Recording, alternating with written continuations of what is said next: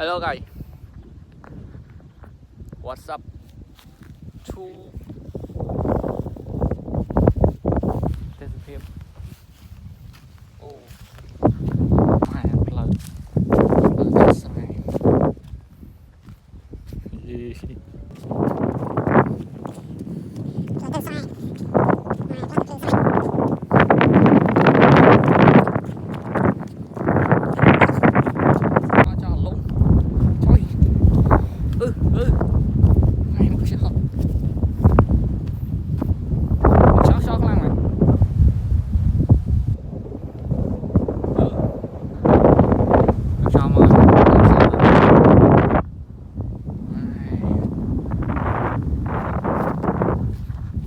យេលុយហ៎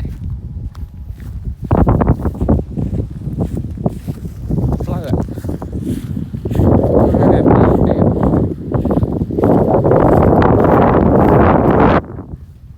បាទនេះគឺជាសកម្មភាពដើរចុះមកមើលស្រែយើងគឺថាឥឡូវព្រោះលែងស្ទុកដូចពីមុនហើយបាទ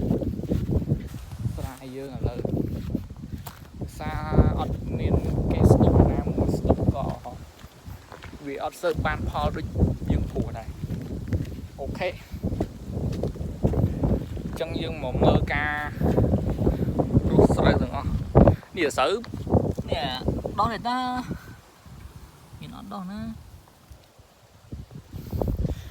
អញ្ចឹងយើងថាអានេះដបោកគេហៅដបោក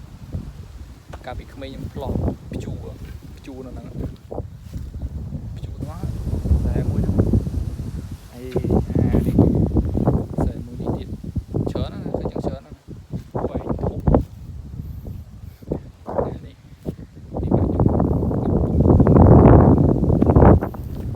ស្រែអូយស្មោច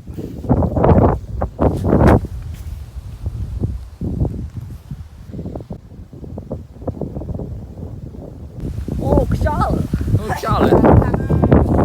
ខ្យល់លើងើដែរខ្យល់បងប្អូនខ្យល់មានអីស្រុកស្រែមានប៉ុណ្ណឹងអូខ្យល់ខ្លាំងនេះមើលដើម